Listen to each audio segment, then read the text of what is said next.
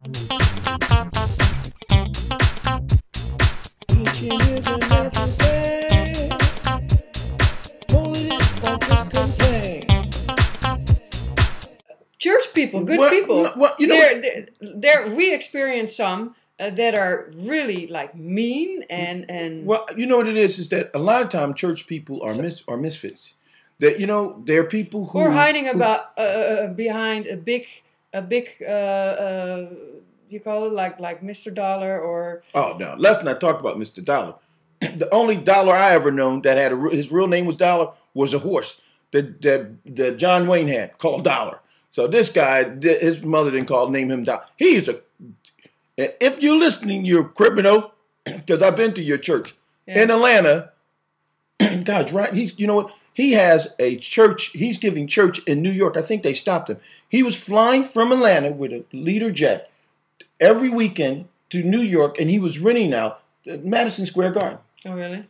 Yeah, for what? But you know, when you're church, they are asking you Criminal. to give, what is it, 10%? 10%. That's tied. Of your income, and even the poor people, and they just do it. But this guy is so rich, and I don't know if he's sharing what he's sharing. I don't believe that a minister of God should be standing in front of poor people with so much money, knowing that his congregation or a large part of his congregation is striving desperately to make ends meet on a monthly basis.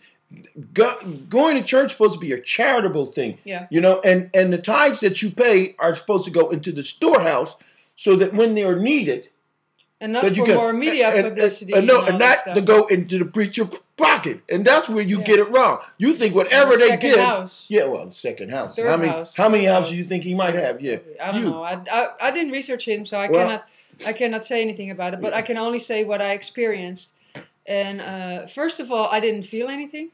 Like in the church that I went, where Curtis always went, his mother and family, that was really, truly, I was moved. I was crying a lot. It's the same thing with the minister, Robert Teller, Bishop Teller. Well, the nice part about it is that here is a man who spent his time helping. He's an amazing man. Always helping, always giving. If you had a problem, he would go in his pocket and pull out money. If you couldn't pay your rent, he would help. But this was a way, and he invited everybody into his church, not any specific group of people. And even in America, you have a lot of gay people who are Christians and say, but in some churches they're not welcome. And he opened his church. He said, I don't care what creed, color you're from. He said, you're always welcome. That was nice. Yeah. And also that he preaches about real topics. It's not like I went to a Lutheran church just to feel the difference in the States. And then it's just reciting from the Bible.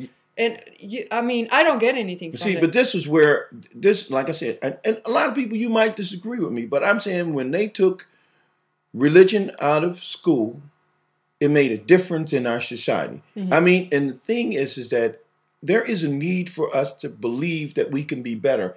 And when we believe that there is a higher power, we can believe that we can be better. And if there is no higher power, then what is this all about? Yeah. What are you doing here, and what purpose do you serve? If it's only selfishness, then but listen, I believe this too. So people have a right to believe whatever they choose to be. Or not to believe. And you can disagree with me, and I don't care, and I will get along with you. Yeah. As long as you don't start trying to make me eat snakes or dance with snakes or but it's the same thing with Islam.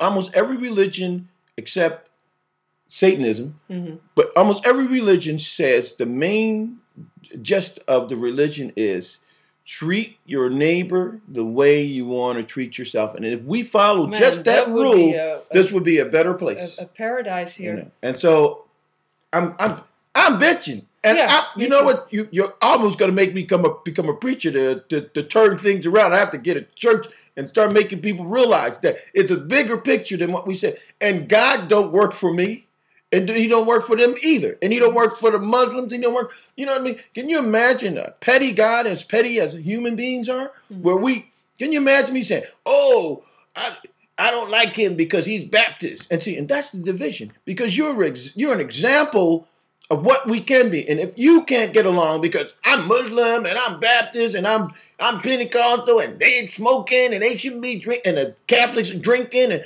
Can you imagine a guy being so petty like saying, "You're going to hell because you're smoking"? I caught you smoking in the bathroom. Well, that's where all the wars derive from too, right? Well, most of the wars that we have has been based on what? Ideology. Yeah. Now, that is a hell of a thing to die for. I thought. I think they're crazy. Let's kill them all. That's where you got the name barbarians from. That was a reason to kill them. They're barbarians. We could kill them. Okay. They said the same thing about black people. They're slaves. Kill them. So I'm going off the other end. Well, this is a long one. We're going to split this in 2 pieces. Yeah. We'll see you later, alligators. Okay, and we have much more to talk about this topic for next time. Oh, yeah, we can keep going on with the... Because you have to see him preach. I tell you, better come to my church right around the corner. Yeah, my family's from the South, so I love doing that little Southern voice. And his grandparents, they did have a home church. That was a funny. That's a funny story with my grandparents. I unfortunately never got the chance to meet them. They already passed. But. My grandfather was a minister, but he was an ordained minister because God spoke to him. And the thing is that all my uncles and them played guitar and whatever. So my grandfather played guitar also. So at one weekend, I went to my grandmother's house, and I was the only one there. And Sunday morning, my grandmother would get up. We had prayer. 6 o'clock in the morning, we on our knees praying. And they had that long prayer. Like you said, God, when are they gonna finish this? But what was really funny is that I got up on Sunday, so my grandma, we had a prayer, we ate or whatever. Then my grandma said, "Well, come on out. We're gonna have church." So I figured we're gonna go to the church. Go to church. And the next day. So my grandfather got his guitar, his amplifier. My grandmother got a rocking chair and the Bible. And then we were dressed with suits and stuff. And we were sitting on the porch. And then my grandmother started reading the Bible. And they was like, "Yes, Jesus, yes, yes, yes." And then my grandfather started singing the songs. And the most funny part about it is that there were people going to church that was right on the corner, going past the door while we was having church. 3 people on the porch. But that was my grandparents. Okay, That's enough of that. Thank you for listening, and we hope we made your day a little better. That's right. Treat your neighbors the way you want to be treated. If you're going to go to church, go there for a reason. Don't go there to look good and just to hang out. It ain't got nothing else to do. Show your new dress. Or be an example for your neighborhood. And your kids. Christian people, before we feed you to the lions again. Okay, we love you. Thank you. See you next time. Bye.